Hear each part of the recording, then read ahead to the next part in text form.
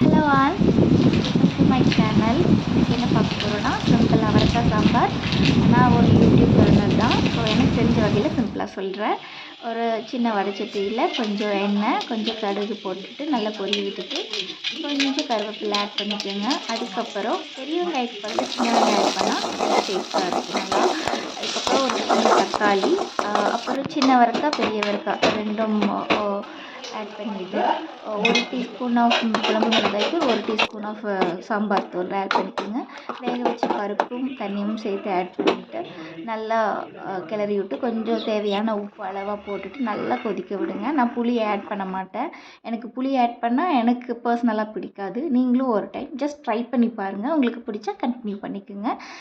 இன்றைக்கி மார்னிங் வந்து இட்லி செஞ்சுருந்தேன், ஸோ அது கூட இதை மேட்சப் பண்ணிக்கிட்டேன். ரொம்பவே அருமையாக இருந்தது. அது சின்ன வெங்காயம் ஆட் பண்ணும்போது அந்த ஃப்ளேவர் வந்து டிஃப்ரெண்ட்டாக இருக்கும். நீங்களும் கண்டிப்பாக ஒன்ஸ் ட்ரை பண்ணி பாருங்கள். இதே சாம்பார் தான் ஆஃப்டர்நூன் லஞ்சுக்கும் நாங்கள் யூஸ் பண்ணிக்கிட்டோம். ஸோ நீங்கள் இந்த சாம்பாரை கண்டிப்பாக ஒன்ஸ் ட்ரை பண்ணி பாருங்கள். டேஸ்ட் எப்படி இருக்குதுன்னு பார்த்துட்டு எனக்கு கண்டிப்பாக கமெண்ட்ஸில் ஷேர் பண்ணுங்கள். இஃப் எனி டிஃப்ரெண்ட் உங்களுக்கு ஏதாவது சஜஷன்ஸ் இருந்துச்சுன்னா அதையும் ஆட் பண்ணுங்கள். நான் கண்டிப்பாக அதை ஃபாலோ பண்ணி பார்க்குறேன். தேங்க்ஸ் ஃபார் வாட்சிங். கிரேட்.